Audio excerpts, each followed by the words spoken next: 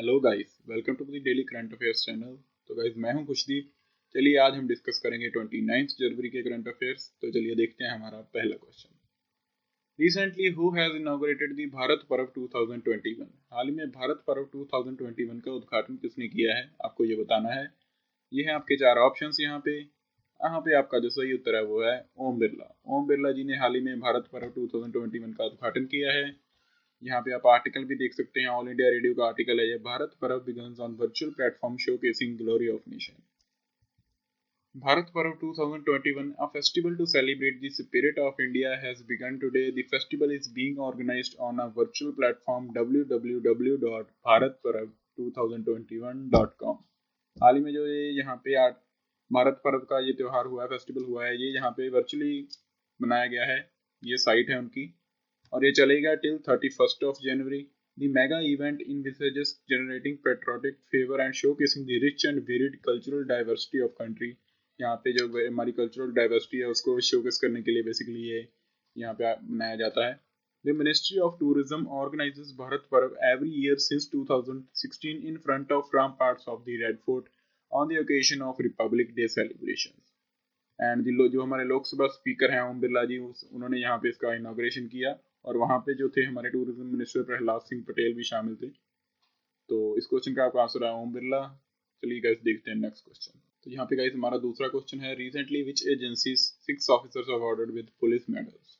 आपको बताना है किस एजेंसी के 6 अधिकारियों को पुलिस पदक से सम्मानित किया गया है। ये हैं गाइस आपके चार ऑप्शंस। यहाँ पे आपका जो सही उत्तर है वो है NIA, नेशनल इन्वेस्टिगेशन एजेंसी के जो 6 अधिकारी हैं उनको यहाँ पे पुलिस मेडल से सम्मानित किया गया है। ऑल इंडिया रेडियो का ये आर्टिकल आप देख सकते हैं। तो इसमें क्या है, the national investigation agency is India's counter terrorist task force and the agency empowered to deal with terror related crimes across states with special permission from the state without special permission from the state, sorry।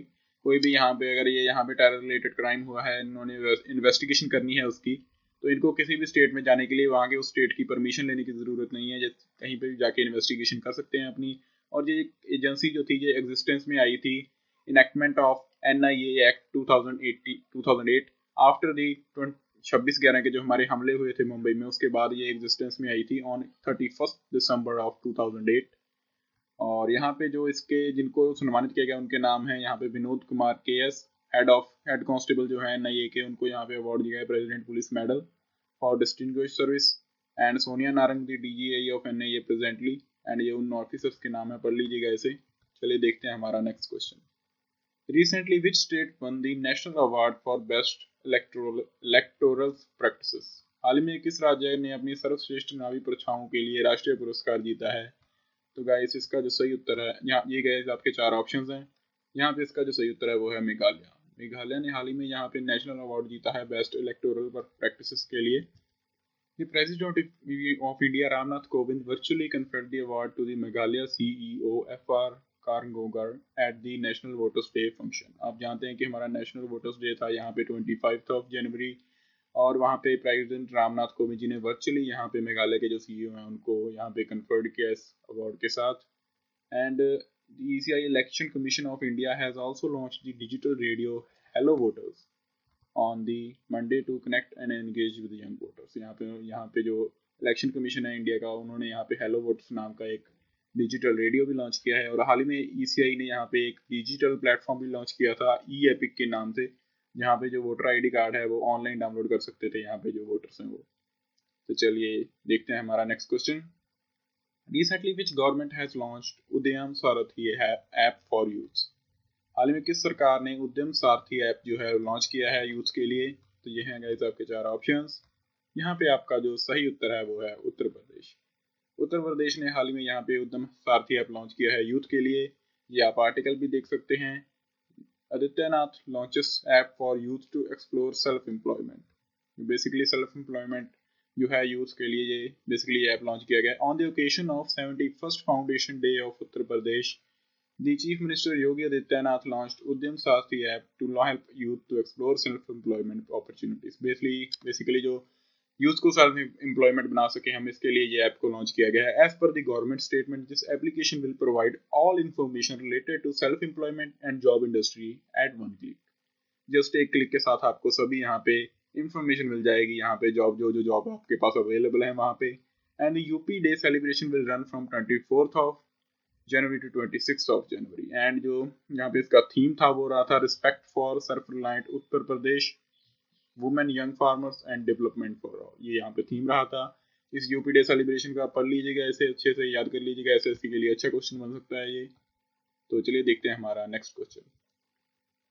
India is on which position in global climate change index recently released by German watch. ये NGO है एक जिन्होंने यहाँ पे global climate change index launch किया है। आपको बताना है कि इंडिया की पोजीशन इस इंडेक्स में कौन सी रही है। ये हैं आपके 4 ऑप्शंस। यहाँ पे आपका जो सही उत्तर है वो है 7th पोजीशन। इंडिया यहाँ पे 7th पोजीशन पे रहा है इस इंडेक्स में। आप आर्टिकल भी देख सकते हैं, द इंडियन एक्सप्रेस का आर्टिकल है ये।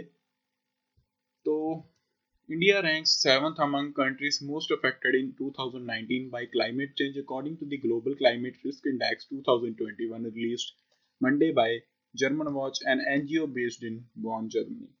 इंडिया की यहाँ पे 7th पोजीशन आई है इसमें। इन 2019 monsoon continued for a month longer than normal in India from June to the end of September 2019, and 110% of the long period averages were recorded, and flooding caused by heavy rain was responsible for 1,800 deaths across 14 states and led to the displacement of 1.8 million people. The report said there were 8 tropical cyclones in India.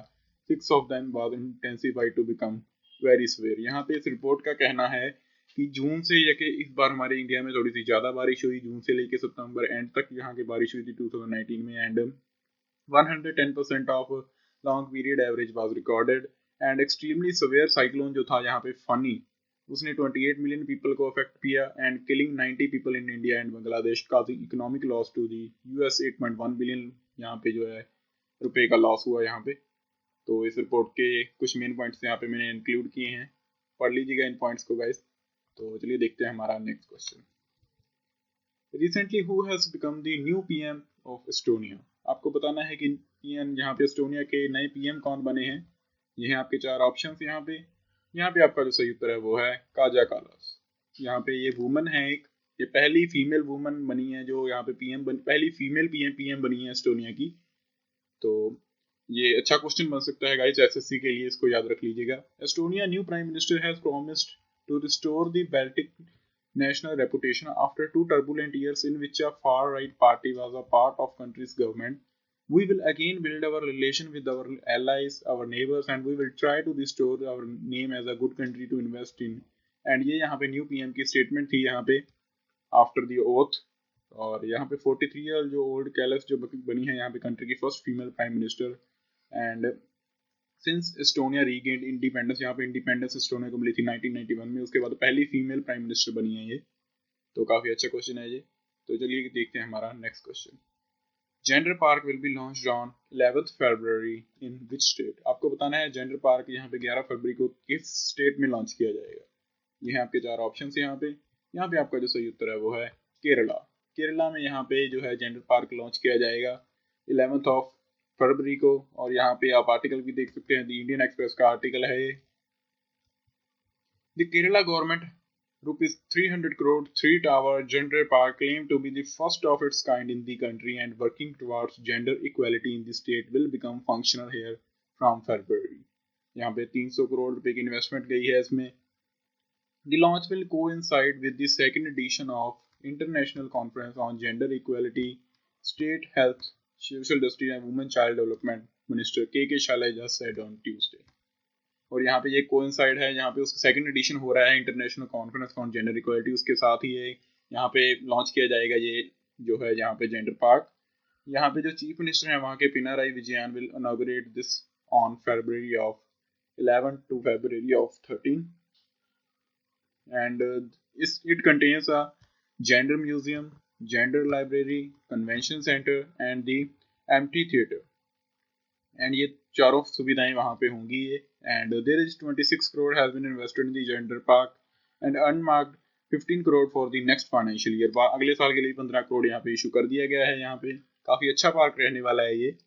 तो पढ़ लीजिएगा, ये अपने तरह का ये पहला park है यहाँ पे जेंडर पार्क, कंट्री का फर्स्ट जेंडर पार्क है ये। काफी अच्छा क्वेश्चन है यहाँ पे about for banking and SSC, यहाँ पे वन लाइनर क्वेश्चंस आते हैं। तो अच्छे से याद रख लीजिएगा इसे। चलिए देखते हैं हमारा next question guys. Recently in which state or city boat library is inaugurated? हाल ही में किस राज्य और शहर में नाव पुस्तकालय का उद्घाटन किया गया है? ये भी अपने आप में यहाँ पे एक अच्छा एसएससी का क्वेश्चन है, क्योंकि ये पहली लाइब्रेरी होगी यहाँ पे पूरे देश की इस तरह की। तो गाइस ये हैं आपके 4 ऑप्शंस। यहाँ पे आपका जो सही उत्तर है वो है कोलकाता। कोलकाता में हाल ही में नाव पुस्तकालय का उद्घाटन किया गया है। A children's library on a boat was launched in Kolkata on Republic Day, a first of a kind initiative. The children will be able to choose from a selection of 500 titles in English and Bengali on Young Readers Boat Library and official said on 26. यहाँ पे 500 books होंगी, वहाँ पे English और बंगाली की बच्चे कोई book choose कर सकते हैं। And idea behind the boat library is that one can read some good collection of books while appreciating the beauty of Kolkata.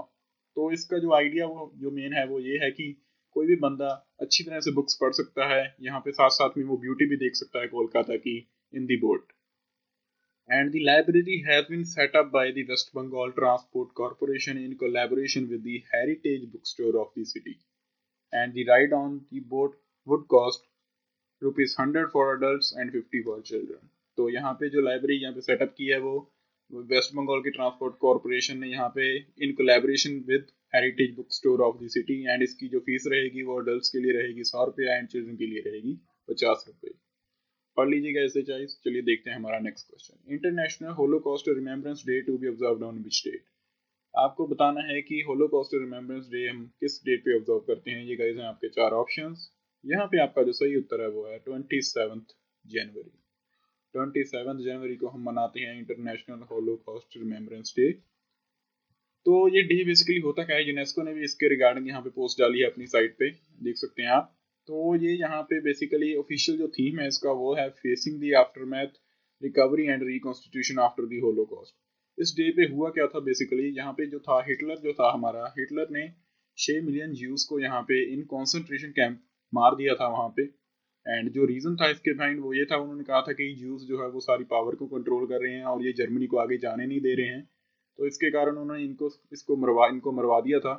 तो उसके रिगार्डिंग ये डे मनाया जाता है कि ताकि इसके बाद कोई भी ऐसा काम कोई ना कर सके। और इसका सोल्यूशन जो है बेसिकली वो ये है कि हम सभी को एजुकेट करें ताकि पीपल इस ऐसा काम करने के बारे में ना सोचें। तो जब पीपल एजुकेट होंगे तो पीस ऑटोमेटिकली यहाँ पे हो जाएगा सभी जगह पे।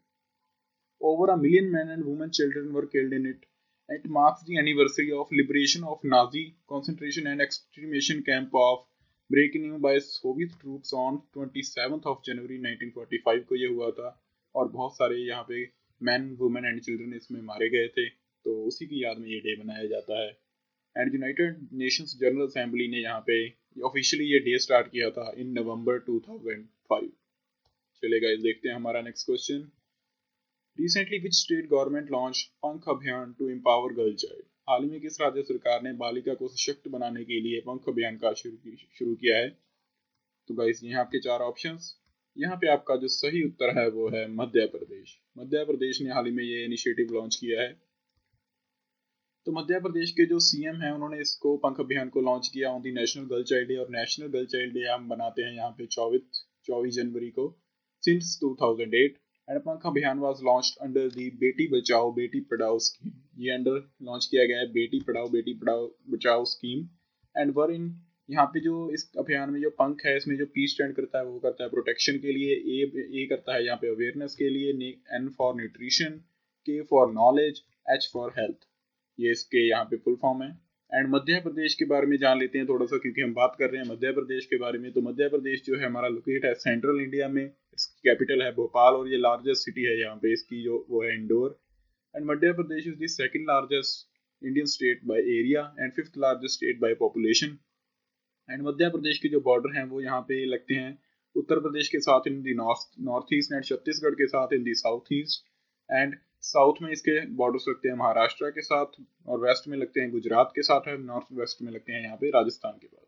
इसके जो गवर्नर हैं वो हैं नंदीबेन पटेल एंड जो सीएम है इनके वो हैं शिवराज सिंह चौहान। ये यहाँ पे काफी इंपॉर्टेंट नॉलेज है मैंने रखी है यहाँ पे, स्पेशली मध्य प्रदेश के बारे में पढ़ लीजिएगा गाइस इसे। तो चलिए देखते हैं गाइस, आज के लिए यहाँ पे इतने ही क्वेश्चन है आपके लिए। इसके बाद हम देखेंगे क्विज क्वेश्चन।